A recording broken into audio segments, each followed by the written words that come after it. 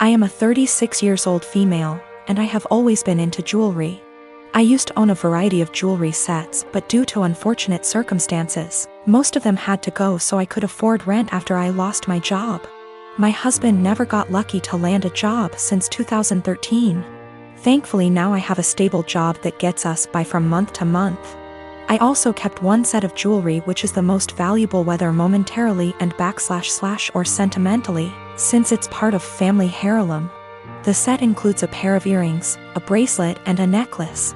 All gold material, and again they are worth decent amount of money. My brother-in-law has been with then-girlfriend for 10 years and they recently got married. It was a huge deal for the family. My husband wanted to get them a decent wedding gift and tried borrowing money from friends and neighbors but got turned down.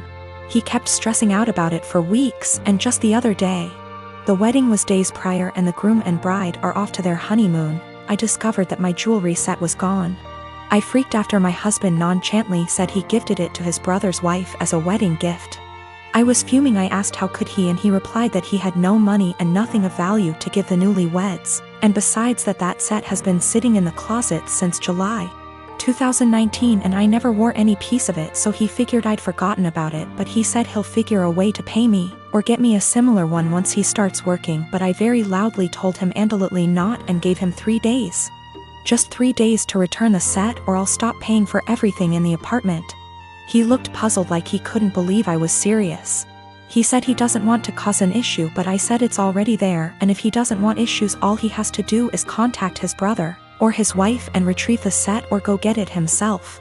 He tried to twist the argument and offer the same solutions as mentioned above, but I refused. I said I just want my set back and he has 3 days only. He kept talking about how tasteless and disrespectful it'd be for him to retrieve a wedding gift, and said this will damage his relationship with his brother and family, and also how impossible it was to retrieve the set in 3 days, when the couple are on their honeymoon in another country. He said I was financially abusing him by threatening to stop paying for anything knowing I'm the breadwinner. Also, he refused to give me their new contact info to retrieve the set myself. I am 25 years old, my brother is 22. He lives with me since he moved out of our parents' house, reasons are irrelevant. I came home to find him with his buddies in my home, getting wasted. I was pissed because he never asked if he could have people over. I'm an adult OP, I can do what I want. Apparently he and his friends were throwing a bullet-dodged party. He had been seeing this girl for a bit. She texted him letting him know that she was pregnant, but planning to abort the baby. She asked if he could financially help her pay for the operation. He blocked her. I was horrified.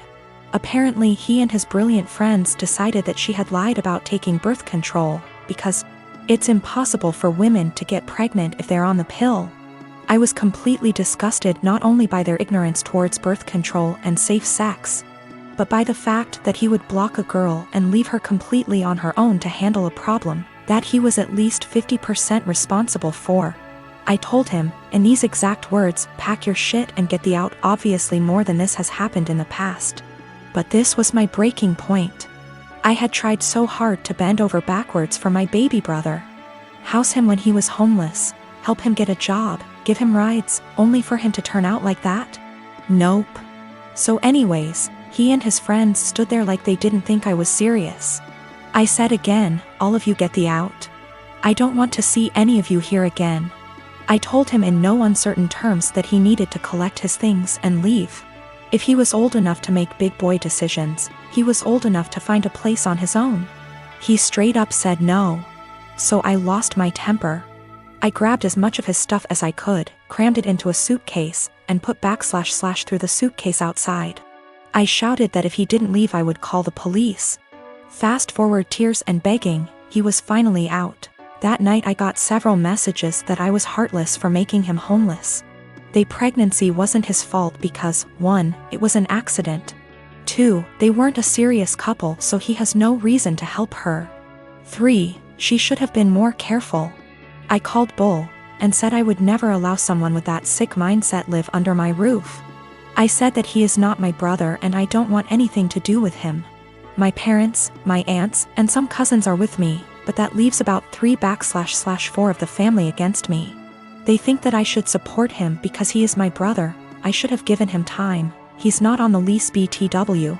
And he was supposed to pay rent but often didn't, and the punishment just didn't fit the crime. I am currently trying to track the girl down.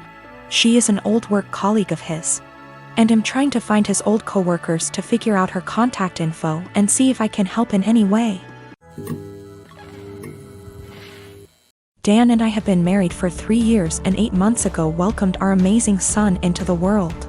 He was very planned and wanted, and motherhood had been transformative for me. I was able to take for 1/2 months maternity leave before going back to work. Without going into too many details, we both work white-collar jobs that require professional attire. A normal workday look for me is a skirt or pair of slacks, a silk blouse, pumps or boots depending on the weather. But always with a heel because I'm 5'0", maybe a blazer if I have a big meeting. Dan wears a suit almost every day. I also style my hair and do some makeup for work every day. This is what I wore before our son was born and what I continue to wear. Dan and I are pretty even in sharing parenting duties. I tend to take mornings because I'm more of a morning person than Dan.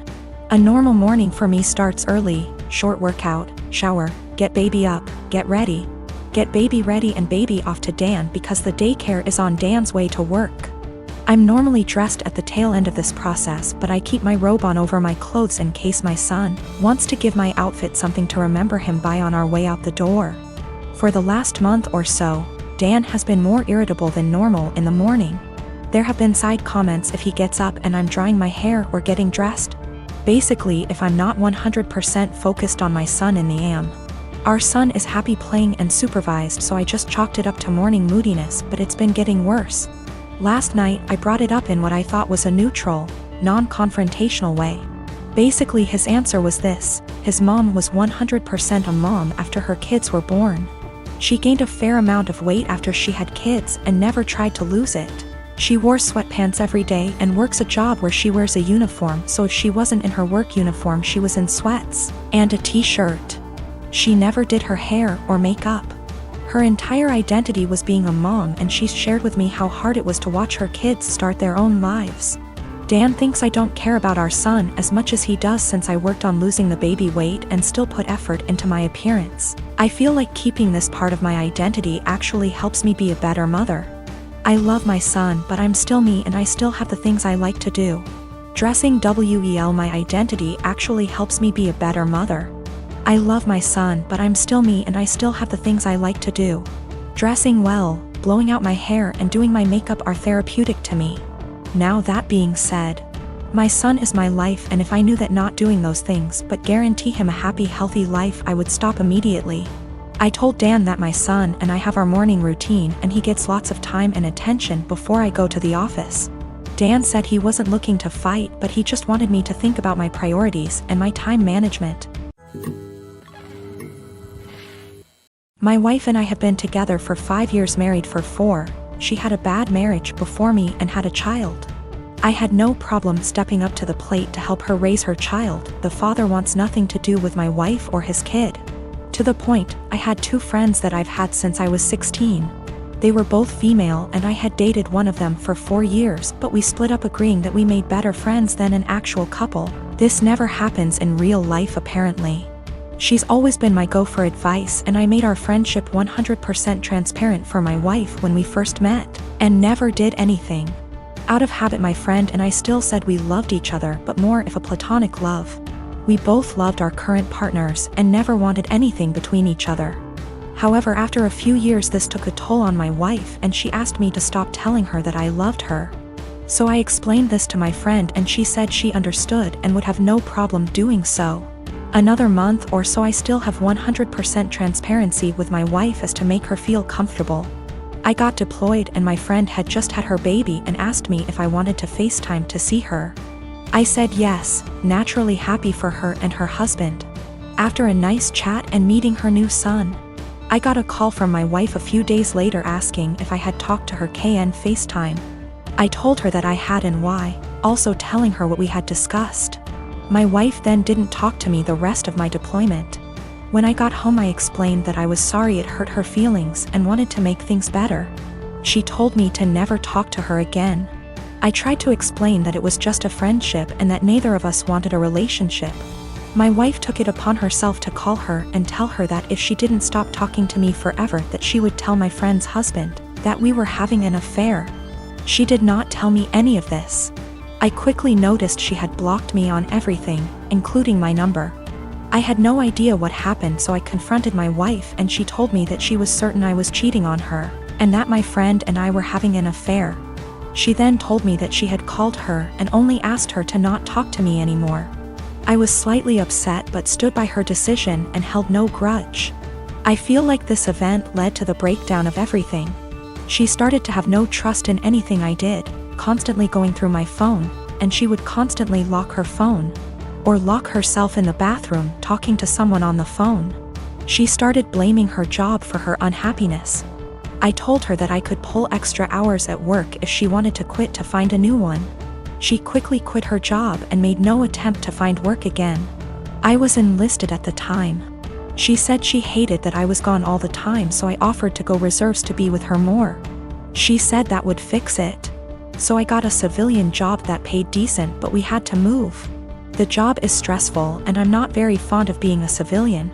She has now come to the conclusion that I need to get out of the military and quit my civilian job, and we to move again, and that's the only way she'll be happy.